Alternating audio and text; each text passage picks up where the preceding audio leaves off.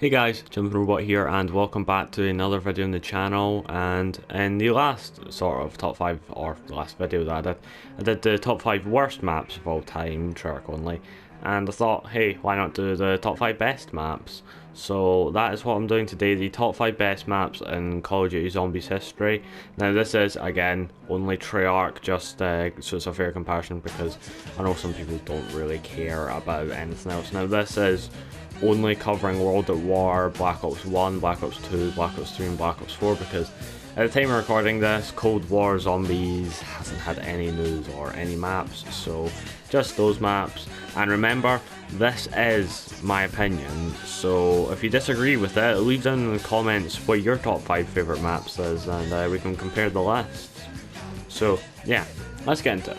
So in the number 5 spot we have one that you guys probably didn't think would be there, and that is Classified.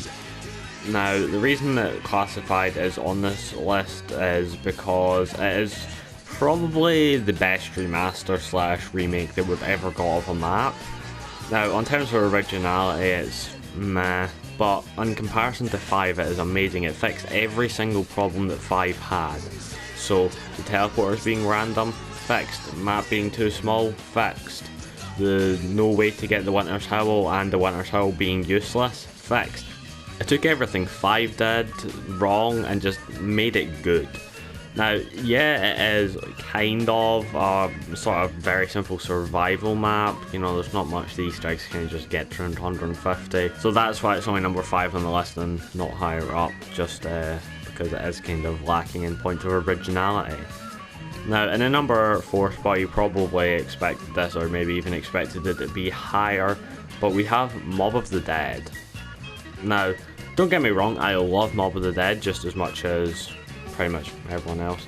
It was one of my favourite maps when I was playing BO2, but it's a good map, don't get me wrong, but it's not as good as the other 3 that are on the list. Now, it is a very good map. It sort of detaches from the crazy characters that we had Ultimus in Black Ops 1 and Victus in the Black Ops 2 maps that we had prior to this. However, Mob of the Dead changed everything. It went for a much darker tone, which was a nice change in the series, and it was also the first map made by Jason Blundell, which is pretty cool. So, Mob of the Dead is a very, very original map. So it has a Tomahawk, aka the Health Retriever. It has a new wonder weapon with multiple different variants, which is pretty cool. It is actually based on a real life place, Alcatraz Prison, which is also really cool. The gameplay and flow of the map is just absolutely perfect. The only sort of complaint with getting around the map is going from docks up. Like, yeah, there is a gondola, but if you need to get into sort of roof, it's a bit of a long haul to get there, but that's kind of like my only complaint, and also Brutus locking shit down. That is so annoying. But again, Mob of the Dead is a really good map. I'm not hating on Mob of the Dead, but it's not as good as the other 3. Well, that's why it's in the number 4 spot.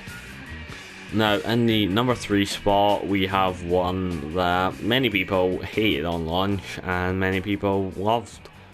Well, no one really loved it on launch, but it's definitely a very loved map now, and that is Shadows of Evil. So, Shadows of Evil was the on-disc map for Black Ops 3, along with the Giant if you pre-ordered it or bought the season pass or whatever. But Shadows of Evil was amazing. Like, you had pretty much everything was new. So the beast mode, you can revive your teammates in and then it kicks out. The map flow is amazing. This music, perfect. You can't see what I'm doing right now, but yeah, it's really good. Like, the music is amazing. The vibe of the map is absolutely amazing. The map looks perfect. Like, the sounds and the sort of stuff, you can kind of just tell where it is. It's just the jazz music, like, personally I quite like that, so it blends the map really well. And then we got the Shadow Man, the introduction of that, the new characters, we got the celebrity cast on that, we got the Apothicon Servant, the Easter egg was pretty good, then we've got the Apothicon Sword, and every area is sort of broken up into little pieces, kind of like 9, or any other map that has like 4 main areas. So you've got waterfront, canals, easy street, and footlight district, which is very nice because it definitely helps. And then you've also got all of the sort of teleporters that take you to the main area, so you can definitely tell where you are because each of the 4 different areas can have their own vibe to them. 5 if you include the underground bit. But yeah, just a really, really good map, and that is why it is in the number 3 spot. Now, in the number 2 spot, you probably, well, I can kind of say for certain that many of you would not expect this to be over Mob and Shadows, but it's Dead of the Night. So this is the second Black Ops 4 one that we've had on the list. Now, Dead of the Night, in my opinion, was the best Black Ops 4 map. You know, pretty controversial statement because we had very good maps such as Ancient Evil and 9, but I really, just Dead of the Night was really good. Like, I enjoyed it when it launched. Well, not that many people knew it launched, but that was kind of one of the problems with it. When it launched, no one knew because there was no trailers or anything, but that's beside the point. The map, the gameplay of the map is really, really well made. So the flow of the map is very good, and you travel around the map with pretty much ease. So there's teleporters on all 4 sort of corners of the map. So in the Danu room, at the forest, at the greenhouse, and at the cemetery, and they all take you either into the middle or another location, which is really, really good because then it acts as a sort of central hub to the area, which is really nice because then you can go to the corners, and if you need to res someone, you can teleport into the middle. It brought a brand new wonder weapon, which is absolutely amazing, and it has 2 upgrades. This is the first time that we've been able to upgrade a weapon 2 times. So you start it off with the Alistair's Folly, which can either be gained through the box or doing that little code thing, which is pretty cool because you can get a variant of it for free. And then you've got the Chaos Theory, which is its first upgrade, and Alistair's Annihilator, which is its last upgrade.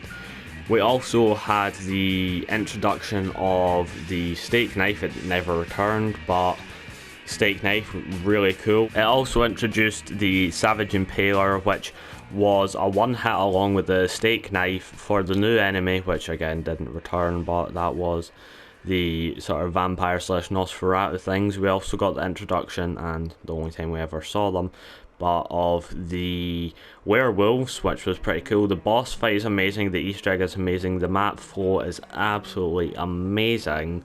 The colour scheme, really nice, so you can kind of tell where you are just by the colours, and the music. Music is really good, also celebrity cast, so that's pretty cool. And yeah, just an overall really, really good map. The best Black Ops 4 map, in my opinion. Remember, this is all my opinion. Now, if you're a long time fan of the channel, or you've been in my Discord before, you'll know what's coming. The number 1 spot on my list, remember, my opinion list, is Zetsubo no Shima. Now that you've probably heard that, you're probably gonna go dislike the video, comment, hey, go fuck yourself, die in a hole, why is Origins not on the list? But stop, take a minute, hear me out. Now, Zetsubo no Shima is probably the most hated Black Ops 3 map, but not to me. Zetsubo no Shima is a masterpiece. Now, Zetsubo no Shima was the second DLC of Black Ops 3, and it was sort of Takio's map, which is pretty cool because Takio, the premise variant of him, is pretty cool. Now, the map is set in a jungle, so as you can kind of guess, it's very green, lots of greenery, and the colour palette definitely shows that meaning for greens and other dark colours. And it also introduced a couple of mechanics and also enemies. So we got the watering mechanic and the sort of seed mechanic. We also got the thrashers and the spiders, and also for the first time we got 2 boss fights. One which is not related to the Easter egg, and yeah, the other one which is at the end of the Easter egg. And we also got the spider bait, which is the first time we've ever been able to kind of go out of our characters' bodies, except from beast mode and afterlife, which is, granted, really freaking cool. Now, we've also got the Skull of Nan Sapley, which is absolutely amazing. It fits the aesthetics of the map perfectly, the way you get it fits it perfectly, and it's just amazing in the way it works, everything that it does. And yeah, unlike other specialists, which I'm gonna maybe not name, Annihilator, Ragnaroks, this was not stolen from multiplayer. This is pretty much brand new specialist, and it's amazing, and it definitely shows because it's a very zombies thing, because it's the keeper skull, so it's really cool. So the map layout, granted, is a bit expensive to open up, but once you kind of get used to grinding for points in the early game, it becomes very easy to get set up. The KT4/Masamune is absolutely amazing. My favourite wonder weapon. Not the best, but definitely my favourite. Now, the Thrashers do spawn a little bit too much, but once you've got the Skull and Sapley and the KT4/Masamune, you're gonna be fine. That's no problem. And the map looks good, sounds good, plays good, the flow of it's good because there's lots of sort of shortcuts or fast travels, because there's the one that takes you through the sewer pipes, and there's also the zipline which can take you down and up along with the sewer pipe, which you can also go down and up, so you can kind of get around the map and then get to the different waters, and that is why it's at the #1 spot in today's video. Now, if you enjoyed the video, make sure to leave a like and subscribe, and also comment down below what your list is, what your top 5 favourite maps are, and the reasons why, so that I can check out what some of you guys like, just so I can see the sort of varying opinions, see what maps kind of stay in that top 5. If you've got to this point in the video, well done. Goodbye.